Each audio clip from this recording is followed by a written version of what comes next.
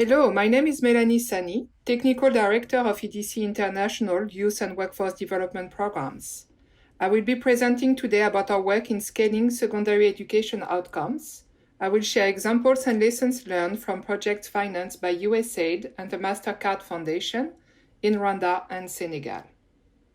Most of us are familiar with the youth employment challenge over the world, and especially in sub-Saharan Africa. By 2035, Africa's working age population will grow by 450 million, meaning on average, 22.5 million young people will be entering Africa's workforce each year. In Senegal, over 100,000 youth enter the jobs market annually. Too often, young Senegalese follow an academic path in hopes of obtaining a government job, which doesn't exist. Meanwhile, employers find that graduates don't have the right skills that business needs. There is a misalignment between the education system, youth skills and expectation, and market demand. By 2015, the Ministry of Education was looking for help in aligning their secondary system better with the realities faced by youth and the demand of the labor market. To do so, we told them that two things are critical.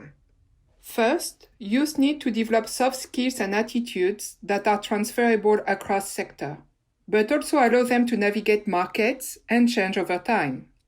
For the Senegal middle schools, we worked with key stakeholders from the education, youth, and private sectors to agree upon the most relevant skills. These are presented on your screen. Second, to develop these skills, young learners need to have real-life exposure and experience in the workplace early on, way before graduation. EDC integrates work-based learning into national education systems with an approach that gradually introduces learners to the world of work while they are still in school. So, what are the major challenges with incorporating these new practices into formal secondary education systems? In Senegal, the formal system did not have the curriculum and policy frameworks for incorporating soft skills into the secondary curriculum. Teachers and administrators were not used to the concept of soft skills or the hands-on pedagogy required to teach it to young people. For work-based learning, there was a similar scaling problem. It is relatively easy for NGOs to broker individual relationships between schools and employers. But I would like to challenge this model. For us, we saw a need to strengthen the lasting connections between education providers, employers, and youth, outside of USAID investment. To address those challenges, we design activities that will be embedded within the existing system, engaging all actors and aligning them toward improved secondary education outcomes.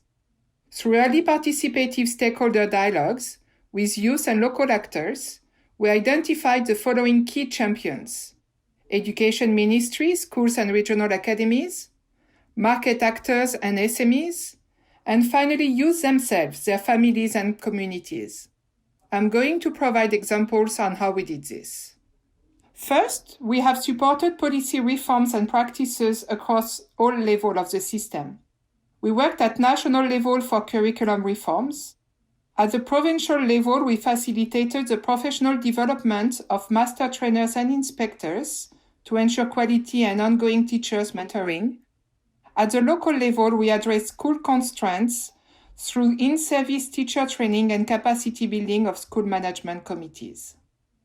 For all youth to benefit from a work experience, connections need to be made with thousands of workplaces, from small to large enterprises. We iterated with teachers and communities to find multiple ways for youth to progressively connect with the workplace, both in the classroom and through structured after-school clubs. Teachers learn to teach and empower the youth to make their own connections with the private sector.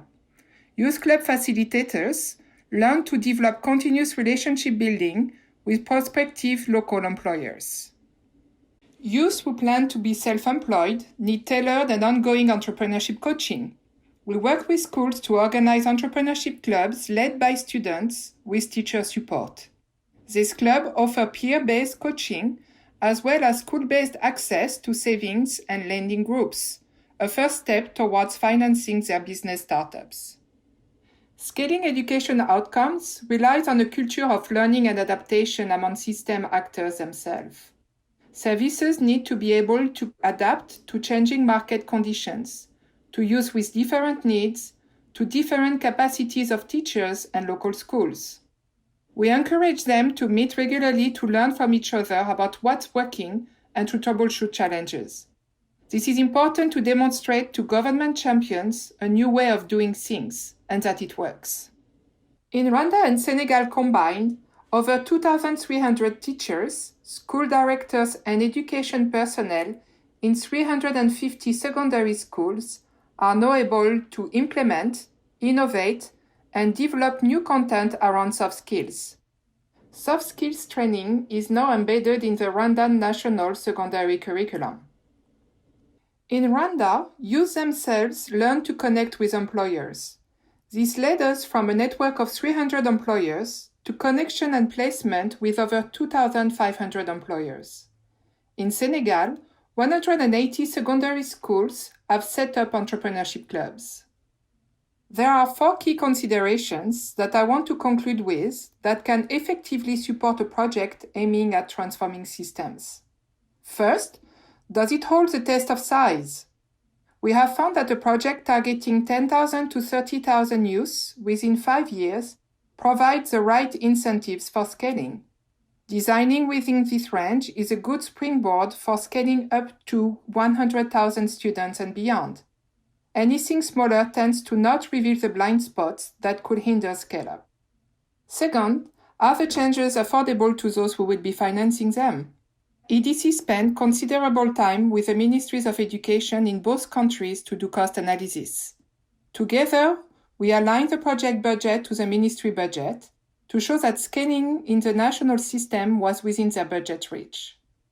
Third, both projects had a learning agenda that was co-created by and included donors, government, and other system actors.